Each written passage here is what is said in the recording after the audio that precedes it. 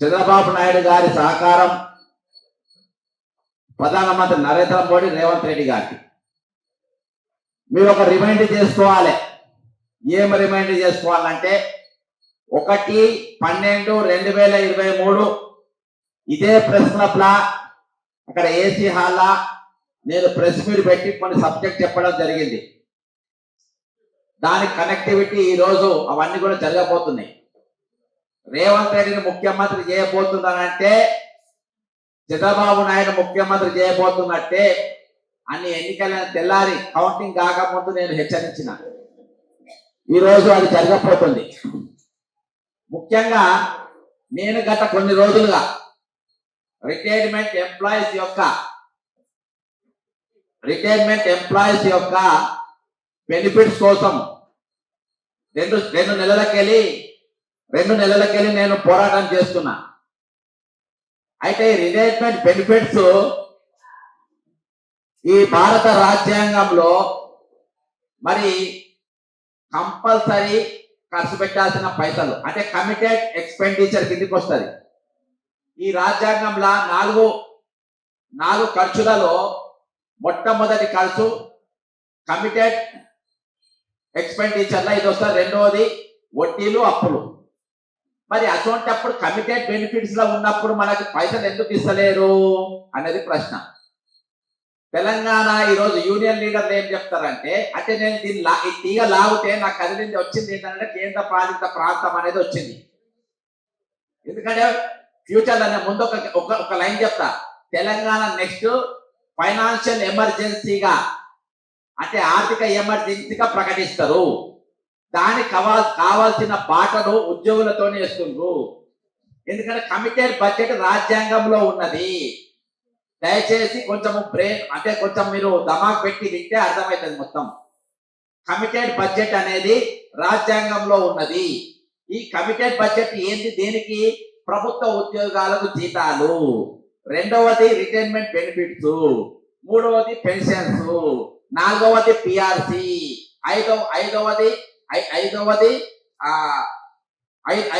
ఇందులో ఐదవది వచ్చి మన ఏది రిటైర్మెంట్ బెనిఫిట్స్ డిఏలు. అయితే ఈరోజు భారతదేశంలో 95% రాష్ట్రాలు ఇంక్లూడింగ్ మధ్యప్రదేశ్, ఛత్తీస్గఢ్, జార్ఖండ్ ప్రతి రాష్ట్రం కూడా 55% డిఆర్సి ఆల్రెడీ ఇచ్చేసింది. కానీ డిఏలు ఇచ్చేసింది, పిఆర్సి ఇచ్చింది. కానీ ఇవాళ వల్ల తెలంగాణ ఎందుకు పిఆర్సి ఇయ్యలే? తెలంగాణ ఏ పునాదుల మీద తెలంగాణ ఏర్పడ్డది? మిగులు బడ్జెట్ తో ఏర్పడ్డది. 16,000 మిగులు బడ్జెట్ తో ఏర్పడ్డది. ధనిక రాష్ట్రం పేరుతో ఏర్పడ్డది. కానీ మా ధనిక రాష్ట్రం కానీ మనం దోసుకపోతున్నాం కాబట్టి ఏర్పడ్డది. ఇక్కడ కట్ చేద్దాం. ఇక్కడ చంద్రబాబు నాయుడు కుట్ర, రేవంత్ రెడ్డి గారి కుట్ర, వీరికి సహకారం నరేంద్ర మోడీ గారిది ఏ విధంగా ఉందనంటే ఈరోజు రేవంత్ రెడ్డి మీరు ఓట్లు యాక్చువల్గా మన ఈ హైదరాబాదు 2 రాష్ట్రాలకు 10 సంవత్సరాల ఉమ్మడి రాజధాని. మరి ఉమ్మడి రాజధాని ఉన్నప్పుడు సంవత్సరం నరకే చంద్రబాబు ఎందుకు మరి ఇక్కడ అన్ని ప్యాక్ చేసుకొని ఆంధ్రాకి వెళ్ళిపోయిండు? 10 సంవత్సరాలు ఎందుకు వాడుకునే ప్రయత్నం చేయలేదు? ఇదొక పాయింట్. ఎందుకు చేయలేదంటే ఓటుకు నోటుల రెండవ ముద్దాయి చంద్రబాబు నాయుడు. దాన్ని అడ్డం పెట్టి A1 గా రేవంత్ రెడ్డి చంద్రబాబు నాయుడు బ్లాక్ మెయిల్ చేసుకుంటా వచ్చిండు. ఈ తెలంగాణ టీడీపీ నాకు వదిలేయమని. అప్పుడు ఎవరైతే మొన్నటిదాకా ఉపరాష్ట్రపతిగా ఉన్నాడో వెంకయ్య నాయుడు గారు, ఇవన్నీ చెప్తున్నా గుండెలు అదిరిపోయే వాస్తవాలు చెప్తున్నా. వెంకయ్య నాయుడు గారు మధ్యవర్తిత్వం వహించి ఈ హైదరాబాద్ నీకు అవసరం, ఈ సబ్జెక్ట్ క్లోజ్ చేద్దాము, ఓటుకు నోటు పేర్లు అయిన పేరు తీయద్దు అని మాట్లాడినప్పుడు మరి కేసీఆర్ గారు పెట్టిన ఏకైక డిమాండ్ హైదరాబాద్ వదిలేసి వెళ్ళిపోవాలి. ఆంధ్రాకు 10 సంవత్సరాలు గెలిచిన జాబితానై నువ్వు హైదరాబాద్ ముందే వెళ్ళిపోవాలి. అప్పుడు దాని గురించి మాట్లాడదామని జరిగిన ఒప్పందంలో చంద్రబాబు నాయుడు ఇక్కడ ప్యాక్ చేసుకొని హైదరాబాద్ మన ఆంధ్రాకి వెళ్ళిపోయాడు, అమరావతి పెట్టుకొని. దీని గురించి మాట్లాడలే. అది అక్కసు పెట్టుకున్న చంద్రబాబు నాయుడు ఇప్పుడు రెండోసారి ముఖ్యమంత్రి అయిన తర్వాత కేసీఆర్ ఇక్కడ ముఖ్యమంత్రి లేడీగా ఓడిపోయిండు. ఈ రోజు నా శిష్యుడు ఈ రోజు రేవంత్ రెడ్డి తెలంగాణ ముఖ్యమంత్రి అయ్యాడు. కాబట్టి దీన్ని ఎట్లయినా హైదరాబాద్ మీద పగ తీర్చుకోవాలి. హైదరాబాద్ తెలంగాణ వాళ్ళకు హైదరాబాద్ లేకుండా చేయాలి అని ఒక అక్కస్సు పెట్టుకొని తెలంగాణ మీద ఒక పగ పెట్టుకొని ఈ రోజు పగ సాధిస్తా ఉన్నాడు. దీనికి మొట్టమొదటి స్టెప్ హైదరాబాద్ మీద 144 సెక్షన్. రేవంత్ రెడ్డి మన ఎవరో చంద్రబాబు నాయుడు ముఖ్యమంత్రి కాగానే హైదరాబాద్ మీద 144 సెక్షన్ పెట్టిండు. 144 సెక్షన్ ఎన్ని రోజులు పెట్టిండు? 1 మంత్ వేల పెట్టి. ఎవరు పెట్టిండ్రు? సివి ఆనంద్ గారు పెట్టిండ్రు. సివి ఆనంద్ గారు ఎందుకు పెట్టిండ్రు హైదరాబాద్ మీద 144 సెక్షన్? ఇవాళ ఇగో ఇది సివి ఆనంద్ గారి సంతకంతో ఉన్నది జియో కాపీ. ఇది 144 సెక్షన్ పెట్టింది. ఎప్పటికెళ్ళి పెట్టిందో చెప్తా. 27/10/2024 వెళ్ళి మొదలు పెట్టి 28/11/2024 అంటే 2 రోజుల పాటు హైదరాబాద్ మీద దీని మీద ఈ రోజు ఏం పెట్టిండు? 144 సెక్షన్ పెట్టిండు. మరి హైదరాబాద్ సికింద్రాబాద్ ఎంపీ ఎవరు? అసదుద్దీన్ ఓవైసీ, ఇంకోటి కిషన్ రెడ్డి గారు. ఆయన ఎవరు? కేంద్ర మంత్రి గారు. మరి వీళ్ళిద్దరు 144 సెక్షన్ నా పార్లమెంట్ లో ఎందుకు పెట్టిండ్రు? నా పార్లమెంట్ లో ఇప్పటి వరకు ఎటువంటి అసాంఘిక శక్తులు జరగలేదు, ఎటువంటి హిందూ ముస్లిం గొడవలు జరగలేదు, ఎటువంటి రయాట్స్ జరగలేదు. అయినా కానీ 144 సెక్షన్ ఎందుకు పెట్టిండ్రు సివి ఆనంద్ గారు అని అంటే ఇందులో ఇక్కడ శాంతి భద్రతలు దెబ్బతిరిపోయినాయి. అప్పుడు లోకేష్ గారు ఇప్పుడు ఉన్నటువంటి మంత్రి ఎక్కడ ఉన్నట్టే అప్పుడు ఐటీ మంత్రి, ఇండస్ట్రియల్ మినిస్టర్ అమెరికాలో ఉన్నాడు. అమెరికాలో ఉండి తెలంగాణలో ఈ రోజు ఇది ఎక్కడ కూడా కనబడది. ఇది పబ్లిక్ డొమైన్ లో ఉంటది. ఎక్కడ కూడా ప్రెస్ మీట్ రిలీజ్ చేయరు. ఈ రోజు హైదరాబాద్ లో శాంతి భద్రత లేవనేది ఎక్కడ కూడా మాట్లాడరు. అన్ని సినిమాలు రిలీజ్ అవుతాయి. అక్కడ జనం బ్రహ్మాండంగా తిరుగుతారు. మాల్స్ అన్ని కుళ్ళ అవుతాయి. మాల్స్ మొత్తం బ్రహ్మాండంగా ఉంటాయి. అయినా కానీ హైదరాబాద్ లో 144 సెక్షన్ పెట్టిండ్రు. ఎందుకు పెట్టిండ్రు? ఇంకా హైదరాబాద్ లో ఒక పెద్ద పులి హోమ్ మినిస్టర్, కేంద్ర హోంమంత్రిగా ఉన్నారు బండి సంజయ్ గారు. మరి ఆయన కూడా మాట్లాడారు. అంటే హైదరాబాద్ సికింద్రాబాద్ ఇద్దరు ఎంపీలు మాట్లాడారు. కేంద్ర హోంమంత్రిగా ఉన్నటువంటి బండి సంజయ్ గారు మాట్లాడారు. హైదరాబాద్ లో ఈరోజు శాంతి భద్రతలు లేవని 144 సెక్షన్. ఇది మొదటి స్టెప్. హైదరాబాద్ మీద మొదటి స్టెప్ పడ్డది. రెండవ స్టెప్ కమిటెడ్ ఎక్స్పెండిచర్. ఇంతకుముందు చెప్పినా కదా, ముందుకు వచ్చినా కదా, ఆ కమిటెడ్ ఎక్స్పెండిచర్ లో కమిటెడ్ జీతాలు పనిచేయాలి. ఎందుకంటే వీళ్ళకు రాజ్యాంగ భద్రత ఉంటది ఉద్యోగులకు. ఈ రోజు వీళ్ళ జీతాల గురించి ఎక్కడ ఉంటుందనంటే, నేను మీకు ఇంకొక డాక్యుమెంట్ చూపెడతా. ఇంకొక డాక్యుమెంట్ అది కాగ్ రిపోర్ట్ లో వచ్చింది. కాగ్ రిపోర్ట్ లో ఏమని వచ్చింది? ప్రెస్ నోట్ లో కూడా పెట్టిన ఇలా కాగ్ రిపోర్ట్ లో ఏమని వచ్చిందనంటే, ఈ రోజు ఇగో ఇది కాగ్ రిపోర్ట్. ఈ కాగ్ రిపోర్ట్ లో ఏముందనంటే 2024-25కు 16,842 కోట్ల రూపాయలు 16,842 కోట్ల రూపాయలు రిటైర్డ్ బెనిఫిట్స్. అయితే ఈ సంవత్సరం 2025 సంవత్సరానికి ఇచ్చిన పైసలు 11,000 కోట్లు. మరి 2025 సంవత్సరం 11,000 కోట్లు, 2024 16,000 కోట్లు అని ఎందుకు అని అంటే 2016 రిటైర్మెంట్ అయిన వాళ్ళు ఎక్కువ ఉండే. ఎందుకంటే కేసీఆర్ గారు ముఖ్యమంత్రి ఉన్నప్పుడు 3 సంవత్సరాలు వాళ్ళ సర్వీస్ పెంచింది కాబట్టి ఎక్కువ పెంచారు. ఈరోజు కాగ్ రిపోర్ట్ లో వాళ్ళ జీతాలు ఇచ్చేసిండ్రు, వాళ్ళ పెన్షన్ ఇచ్చేసిండ్రు, అన్ని ఇచ్చేసిండ్రు.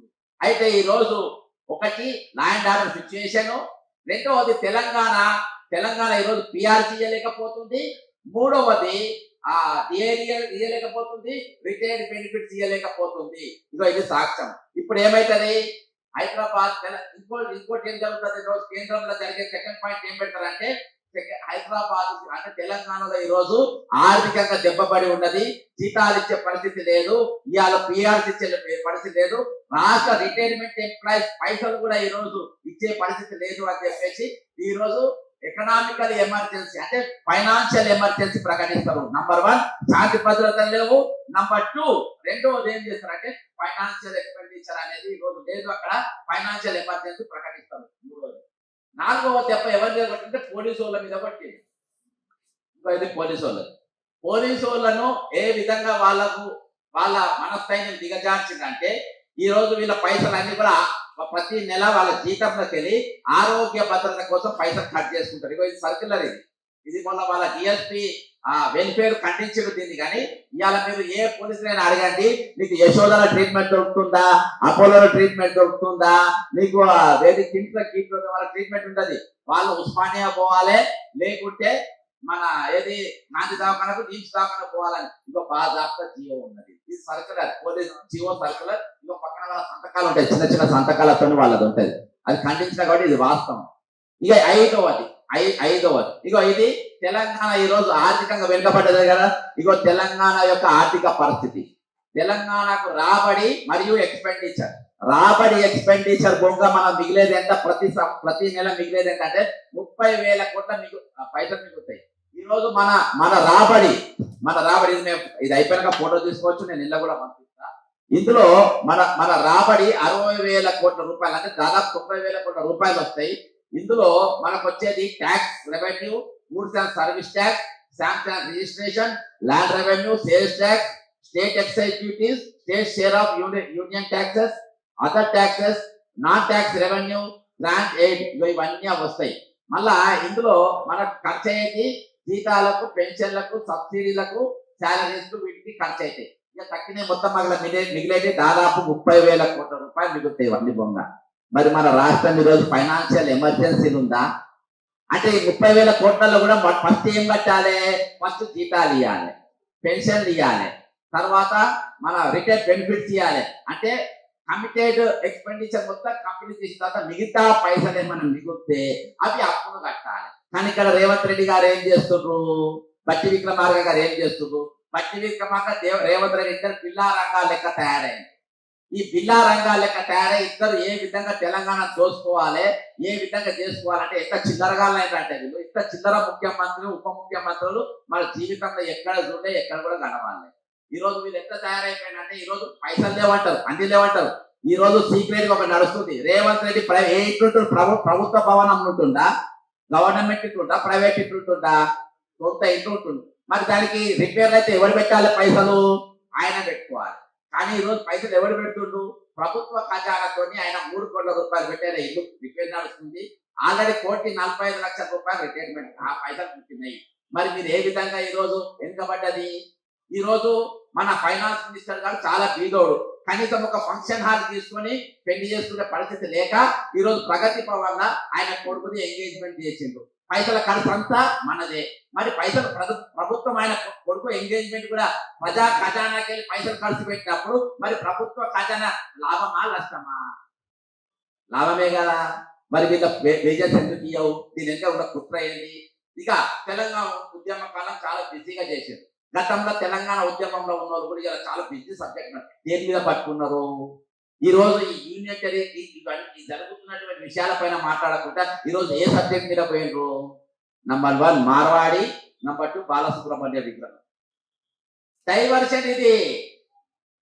ఒకరు ఇద్దరు వాళ్ళే లీకులు ఇస్తారు, మీరు దీనిపైన కొట్టాడుతారని. పాపం మా వాళ్ళు నిజాయితీగా మా వాళ్ళు వాళ్ళతో సూపర్ చేసిన వాళ్ళు కాదు. కానీ వీళ్ళు దేని మీద పడాలి? మార్వాడి ఉద్యమం మీద పడాలి, సెకండ్ బాలసుబ్రహ్మణ్యం మీద పడాలి. ఈరోజు కళాకారుల విగ్రహము ఇక్కడ కాదు, అమెరికాలో పెట్టవచ్చు, ఆస్ట్రేలియా పెట్టే, చైనాలో పెట్టవచ్చు. కానీ ఎక్కడ తప్పుదో పట్టించారు? ఈ పెద్ద స్కాముల మీద, ఈ తెలంగాణ పైన జరుగుతున్న కుట్రల పైన ఇది. ఇక ఈ కుట్రకు ఇప్పుడు హైదరాబాద్ యూనియన్ టెరిటరీ, మరి హైదరాబాద్ పైసలు మొత్తం మాకే రావాలి. హైదరాబాద్ పెరగాలి. ఎట్లా పెరగాలి? ఈ రోజు ఎక్కడెక్కడ పైసలు వస్తాయి? ఫ్యూచర్ లో హైదరాబాద్ దొరకకుండా ఏం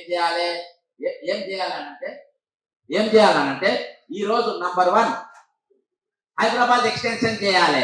హైదరాబాద్ డివిజన్ పెంచి గ్రామ పంచాయతీలు మొత్తం కలుపుకున్నారు. 4th సిటీ వరకు వెళ్ళిపోయింది, ఫ్యూచర్ సిటీ వరకు వెళ్ళిపోయింది. రేవంత్ రెడ్డి గారు ఏమంటారు? బుల్లెట్ ట్రైన్ వేస్తా అన్నాడు. ఎక్కడికి వెళ్ళేస్తాను? బెంగళూరు, అమరావతి మరియు ఫ్యూచర్ సిటీ, దీన్ని కలిపేస్తా అన్నాడు. ఇక్కడ హైదరాబాద్ కు వాటా లేదు, గమనించండి. హైదరాబాద్ వస్తలేదు, హైదరాబాద్ కు బుల్లెట్ ట్రైన్ లేదు. ఎందుకంటే హైదరాబాద్ తల నరికేసి కొట్టేస్తుంది కాబట్టి. ఈరోజు ఇంత భారీ కుట్ర నడుస్తా ఉంది సార్ ఆ పైన. అయితే ఇంత భారీ కుట్ర ఈరోజు తెలంగాణ పైన నడుస్తా ఉంది. ఇంకొకటి, ఇక ఇవాళ మనకు యాక్టివ్ గా ఎవరెవరు కనబడుతుండ్రో దీనిపైన మీడియా డైవర్షన్ నడిచింది, ఇష్యూస్ డైవర్షన్ జరిగింది. ఇవన్నీ ఆడిట్ రిపోర్ట్లు. నిన్ననే నేను ఒకటి పెట్టిన, మన ఒక ఆర్టీఐ అడిగిన, ఎవరిని? డీజీపీ గారిని అడిగిన. ఏమని అడిగినా అంటే రేవంత్ రెడ్డి గారి మీద 179 కేసులు ఉన్నాయి. అందులో 32 చీటింగ్ అంటే సివియర్ కేసులు, అంటే 7 సంవత్సరాల పైగా శిక్ష పడే కేసులు 34 ఉన్నాయి. 2 420 కేసులు ఉన్నాయి.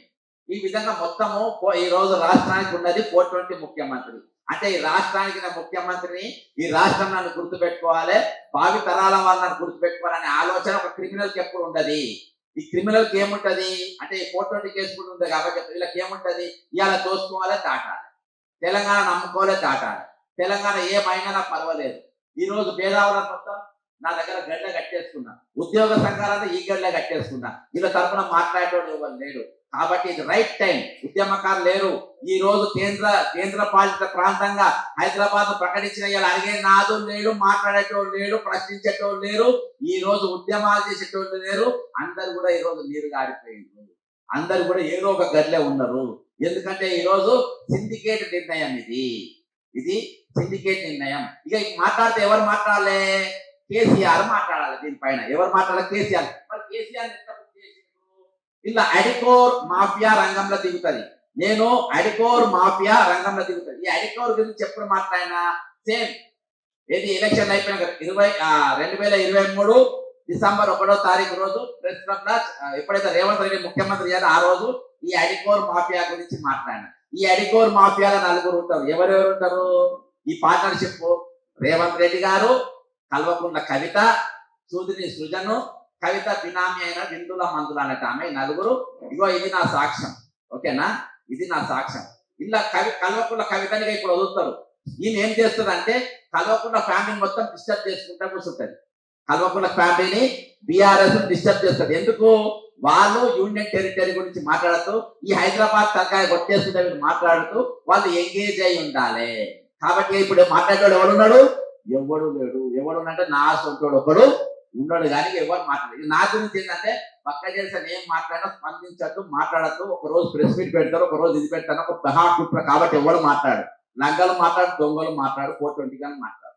ఇక ఇంకొక మానస పుత్రికను తీసుకొచ్చుకొని వీళ్ళు పెట్టుకుంటారు. అంటే వీళ్ళందరూ సపోర్ట్ చేయాలి కదా, వీళ్ళకి సపోర్ట్ చేయాలి. ఇప్పుడు బ్యూరోక్రసీ కావాలి. బ్యూరోక్రసీ ఎవరు?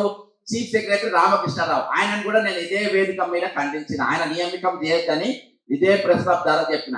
ఆయన రిటైర్మెంట్ అయిన 6 సంవత్సరాలు మళ్ళీ పొడిగించింది. ఎందుకు చేసిందంటే ఆయన గతంలో కేసీఆర్ గారికి చాలా తప్పుడు సలహాలు ఇచ్చేసి తెలంగాణ ఏమేమి కుదబెట్టాలి, జైళ్లను కుదబెట్టించిండ్రు, నట్లు పూలను గుడిపించిండ్రు, గోనె బస్తాలకు కుదబెట్టించిండ్రు, అన్ని కూడా కుదబెట్టించిండ్రు. ఈ రోజు పాపం మన చీఫ్ సెక్రటరీ గారు ఎట్లయిందంటే డబుల్ బెడ్రూమ్ గరీబోళ్ళకి ఇల్లు ఎక్కిస్తారో ఆయన కూడా ఇల్లు లేకుంటే విల్లా నంబర్ 41 గ్రీన్ విల్లాస్ లా కుక్కట్లో ఒకటి ఇల్లు ఇచ్చిండు. పాపం ఆ ఇల్లు తీసుకున్నాడు. అంత బెగ్గర్ గాడు మన చీఫ్ సెక్రటరీ. ఎంత బెగ్గర్ గాడు అంటే ఇల్లు లేకుంటే ఒక రిపేర్లు కూడా వేరే వాళ్ళు చేపిస్తున్నారు. పాపం పైసలు లేకుంటే ఇల్లు కూడా ఇక్కడ విల్లా నంబర్ 41 గ్రీన్ విల్లాస్ రాసుకోండి, మీడియా వాళ్ళు పోయి చూడొచ్చు, అందరూ లోపల ఉంటుంది. నాతో మధ్యవర్తుల పంపుతులు దయచేసి ఆ విల్లా గురించి మాట్లాడుకుని సార్ పేదోళ్ళని. ఇక ఇంకోటి పోతే ఫైనాన్స్ సెక్రటరీ సందీప్ కుమార్ సుల్తానియా. ఆయన ఇంకా పేదోడు. ఆయన ఎంత పేదోడు అంటే వాళ్ళ బిడ్డ పెళ్లి అవుతుంది. వాళ్ళ బిడ్డ పెళ్లికి సీఎం అంటే ప్రగతి భవన్ పక్కన ఉన్నటువంటి గెస్ట్ హౌస్ లో ఆయన భార్య ఇద్దరు కూర్చొని టీఆర్టీఆర్ అంటే పంచాయతీరాజ్ సెక్రటరీ ఉంటే అందరికి ఫోన్లు చేసి నేను చాలా పేదోని, నా బిడ్డ పెళ్లి ఉంది, మీరు పెరుగు పచ్చడి పంపుకోండి, మీరు ఐస్ క్రీమ్ పంపుకోండి, మీ టెంట్లే ఒకటేమో షామియా అనే పిచ్చ అందరిని పిచ్చమడుకొని వాళ్ళ బిడ్డ పెళ్లి చేస్తుంది. ఇటువంటి బెగ్గర్ గాను చీఫ్ సెక్రటరీగా, మరి ఈ రోజు ఫైనాన్స్ సెక్రటరీగా, ముఖ్యమంత్రిగా, ఉప ముఖ్యమంత్రిగా ఈ 4 లఫంగాళ్ళు ఈ రాష్ట్రం మీద కూర్చొని ఈ రాష్ట్రాన్ని చంద్రబాబు నాయుడు చేతిలో పెట్టి ఈ రోజు బడాబాయ్ చోటాబాయ్ అని ఈ రోజు నరేంద్ర మోదీ గారు వాళ్ళ మద్దతుగా ఉంటారు. దీనిపైన బీజేపీ వాళ్ళు ఎక్కడ కూడా మాట్లాడు. నేను చెప్పిన ఏ ఒక్క ఇష్యూ కూడా బీజేపీ వాళ్ళు నోరు తెరవరు. ఎక్కడ కూడా ఇతర కేంద్ర మంత్రుల వాళ్ళు నోరు తెరవరు. ఈ రోజు హైదరాబాద్ 144 సెక్షన్ ఎందుకు పెట్టినా మీరు అడిగారు. ఈ రోజు కాగ్ రిపోర్ట్ లో బాగా రిటైర్మెంట్ పైసలు, పెన్షన్ పైసలు వచ్చినా కానీ మీరు ఎందుకు మాట్లాడారు? ఈ రోజు బీజేపీ పాలిత రాష్ట్రాలలో కూడా మేము పిఆర్సీ ఇచ్చాం. మా బీజేపీ పిఆర్సీ ఇచ్చింది.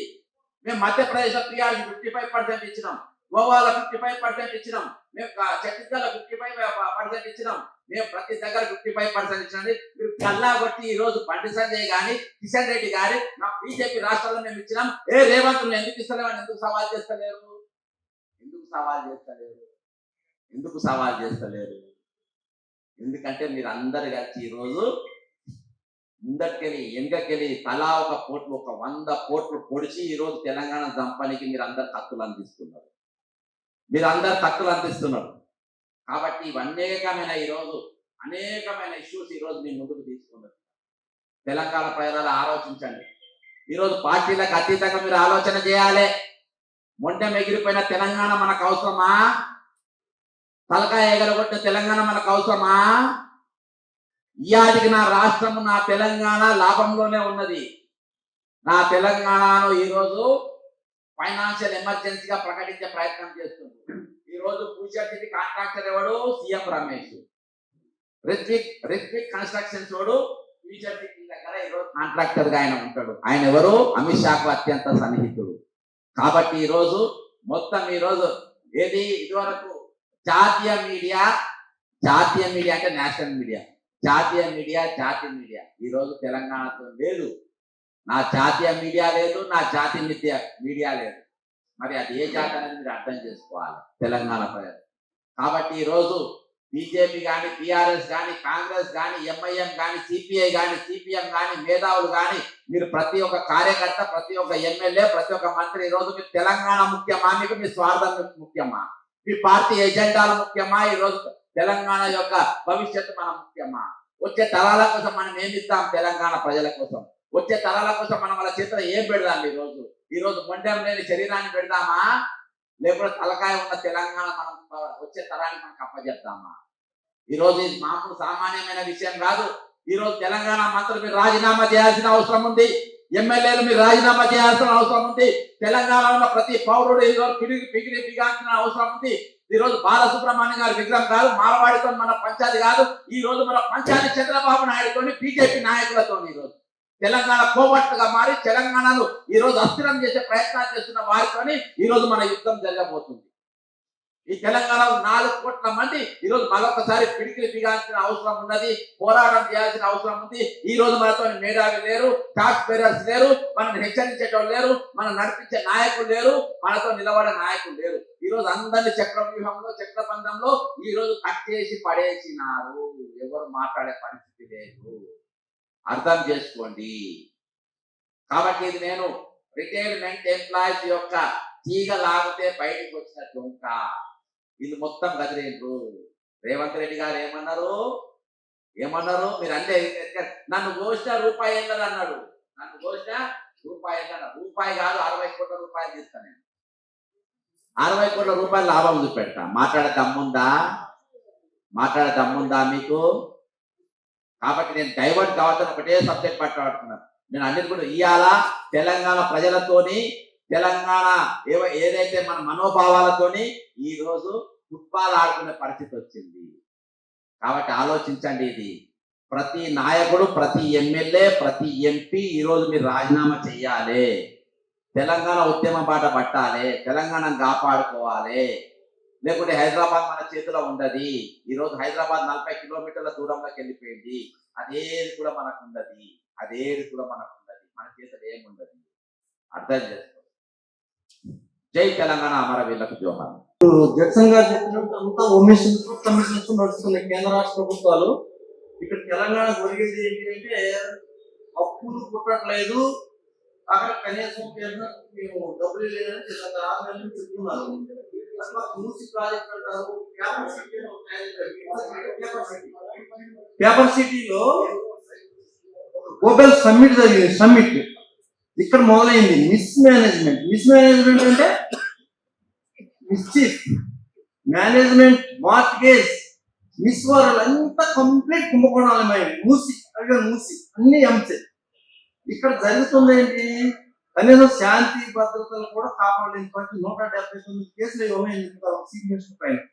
ఆయన మీద ఎవరో మన సంబంధం లేని బీహార్ వాడు ఏదో మాట్లాడితే మన వాళ్ళు కేసు పెట్టడం జరిగింది. ఇన్ని సీరియస్ తీసుకోండి. కనీసం కేసు రిజిస్ట్రేషన్ పెట్టుకోండి. అంటే క్రెడిబిలిటీ లేని వ్యక్తులు కీలక స్థానాలు ఉంటే రాష్ట్రానికి కొరిగేది ఏంటంటే కేంద్ర పాలిత ప్రాంతాలు కావచ్చు, లేదా ఏ ప్రాంతమైనా ఇక్కడ ప్రజలు కొరిగేది ఏం లేదు. ఇప్పుడు బయట శక్తుల ప్రయోజనాల కోసం పనిచేసే తెలంగాణకి తయారు చేయాలంటే ఇక్కడ మరి ప్రతిపక్షాలు కూడా ఎటువంటి దేనికి క్వశ్చన్ చేయట్లేదని ఉద్యోగ సంఘాలు మాట్లాడలేదు. ఇది కొంచెం తీవ్రమైన విషయం. దీని రీసెర్చ్ శక్తి చేయాల్సి ఉంది. చేసిన తర్వాత ఈ కంటిన్యూ చేద్దామని నేను ముగిస్తున్నా. జై తెలంగాణ.